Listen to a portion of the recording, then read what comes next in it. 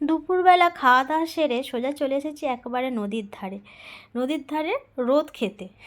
তা নয়, দুপুরবেলা খাওয়া দাওয়া সারার পর ছেলে বলল আজকে আমার প্র্যাকটিস আছে, ছেলে মানে স্যার ডেকেছে। ঠিক আছে যা বলে ওর বাবা ওকে দিতে চলে গিয়েছিলো। এবং আমার খাওয়া দাওয়া সারার পর বাসন কুসন মাজামাজি করার পর কাজকর্ম সারার পর ভাবলাম যে আমি ঘরে একা একা পড়ে আছি, আমার ঠিক ভালো লাগছে না। তাই ওর বাবাকে ফোন করে বললাম, তো ও প্র্যাকটিস করছে করুক, তুমি চলে এসো, আর আমি ঘরে একা আছি, আমি ভালো লাগছে না আমার। বলে এলো। আসার পর ওকে বললাম চলো আমরা দুজন একটু কোথা থেকে ঘুরে আসি, কারণ ছেলের তো ঘরে আসতে অনেকটা দেরি হবে, ঘরে শুয়ে থেকে ভালো লাগছে না। বলে তাহলে চলো নদীর ধার থেকে ঘুরে আসি, অনেক দিন যাওয়াও হয়নি। তাই সোজা চলে এসেছি একেবারে নদীর ধারে। নদীর ধারে এসে দেখলাম সূর্যটা আলোটা বেশ ভালো পড়েছে আর খুব সুন্দর লাগছে গায়ে পড়তে। ফাঁকা মাঠ, এখনও লোকজন সেরকম ভিড় দেখতেও পাচ্ছি না। সচরাচর এই শীতকালটা এখানে পিকনিক হয় আর কি, প্রচুর লোকের ভিড় থাকে, কিন্তু এখনও সেরকমভাবে কেউ পিকনিক করতে আসেনি। তবে দু একটা করছে বটে সামনের দিকে, আর এই দিকটা ফাঁকা। তাই ভাবলাম এই দিকটাই আমরা বসি, এখানটা খানিকটা বসে বসে সূর্যের আলোটা গায়ে লাগাবো। বেশ লাগছে সূর্যের আলোটা গায়ে লাগতে, এত সুন্দর লাগছে না।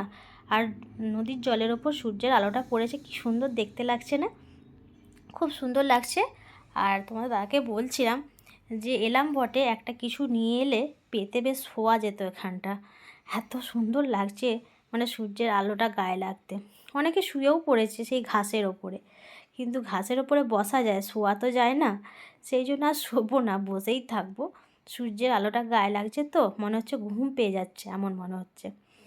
আর এই যে আমার কর্তামশাই বসে আছে, ওকে বলছি যে ছেলে জানে না, যদি জানে আমাদের মাথা খারাপ করে দেবে। মাঝে মাঝে ছেলেকে ছাড়া ঘুরতে আসতেও ভালো লাগে, তাই না?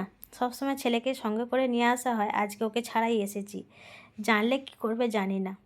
যাই অনেকক্ষণ ওখানকার বসেছিলাম, বসে বসে এবার দেখলাম সূর্যি মামা নিচের দিকে নেমে যাচ্ছে, মানে অস্ত হচ্ছে আর কি। আর ঠান্ডাটা বেশ লাগছে, মানে নদীর হাওয়া তো বেশ ঠান্ডা লাগছে।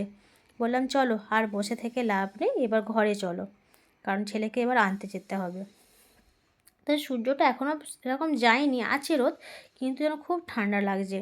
তাই তাড়াতাড়ি করে ওখান থেকে বেরিয়ে পড়লাম, বেরিয়ে সোজা যাব এখন ছেলের কাছে। সেখানে গিয়ে খানিকটা সময় থাকবো, যখন ওর ছুটি হবে তখন নিয়ে একবারে বাড়ি ফিরবো, এরকমই প্ল্যান করা আছে আর কি।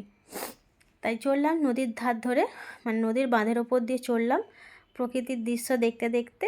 আর এই দিকে আসা হয়, বেশ ভালো লাগে এখানকার রাস্তাঘাটগুলো। এই যে চলে এসেছি, এখানে এখনও প্র্যাকটিস হচ্ছে। তাই স্যারেরা আছে আর 3-4টে ছেলে আছে, বেশি জন নেই, 3-4 ছেলে আছে আর স্যারেরা আছে, দেখি দিচ্ছে। আর এই যে সামনে আমার রত্ন দাঁড়িয়ে আছে, ক্রিকেট ম্যান। দেখি আর ভাবি ছেলে আমার বড় হয়ে গেল, আমাদের ছাড়া ছাড়া এবার বাইরে বাইরে ঘুরবে, এখানে সেখানে চলে যাবে। তাই নিজেকে মাঝে মাঝে বলি যে ছেলে বড় হয়ে গেলে এবার ঘরে আমাকে একা একাই থাকতে হবে।